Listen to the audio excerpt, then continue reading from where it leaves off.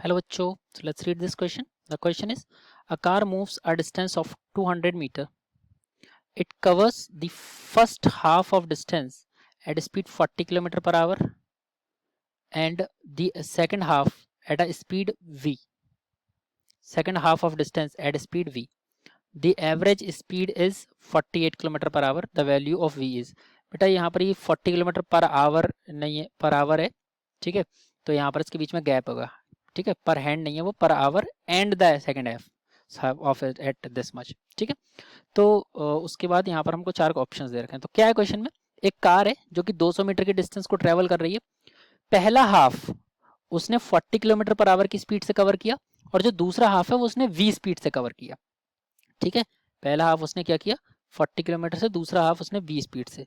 So let's draw the situation, let me draw the situation for you कि यहाँ पर हो क्या रहा है, ठीक है।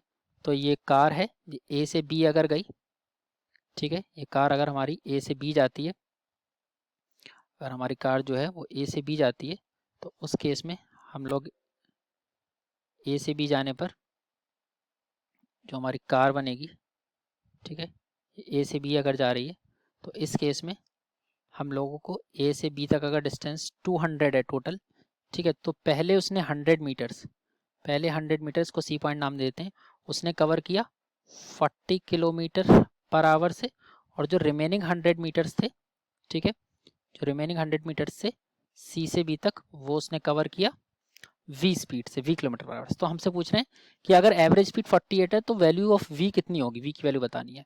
सो लेट्स राइट आवर की कंसेप्ट। तो क्या होता है कि जब भी हमारा ऑब्जेक्ट कुछ इस तरह से डिस्टेंस ट्रेवल करता है कि उसने अलग अलग स्पीड से इक्वल डिस्टेंस ट्रेवल कर रखी होती है, तो हमारा एवरेज स्पीड का फॉर्मूला होता है 2v1v2 upon v1 plus v2, ठीक है, ये हमारा एवरेज स्पीड का फॉर्मूला है। ओके, क्यों है ये फॉर्मूला, क्योंकि हमारा जो डिस्टेंसेज है वो उसने इक्वल डिस्टेंस ट्रेवल किया था, पहले भी उसने 100 मीटर ट्रेवल किया, बाद में भी 100 मीटर, ठीक है। तो ये हम लोग डायरेक्ट फॉर्मूला इसमें यूज करते हैं, तो हम लोग यही अप्रोच यूज करने वाले हैं। तो we will solve this, 2v1 v2 1 v1 plus v2। v1 है हमारे पास 40 किलोमीटर, एवरेज स्पीड है 48 और v2 है v, ठीक है। तो हम लोग यहाँ पर जब वैल्यूज पुट करेंगे तो we will get this 48 it is equal to the 2 into v1, v1 40 already दे रखा है, और v2 है हमारा v, 2v1 v2 upon v1 plus v2, v1 plus v2, ठीक है। तो यहाँ से हम लोग इसको सॉल्व करेंगे। सो यहाँ से हमारा कट हो जाएगा, ये 2 टाइम जाएगा, ये बनेगा 24, ठीक है। इसको हम लोग 6 से भी 4 से भी कैंसिल कर सकते हैं, तो it will become 6 and it will become 10, यानी कि हमारे पास क्या इक्वेशन बन रही है, 6 into 40 plus v it is equal to 10 into v। तो हमारे पास बनेगा 6 इंटू 40 यानी कि 240 plus 6v it is equal to the 100v। Shuffling करेंगे तो हमारे पास आएगा 240 it is equal to the 4 into v, ठीक है।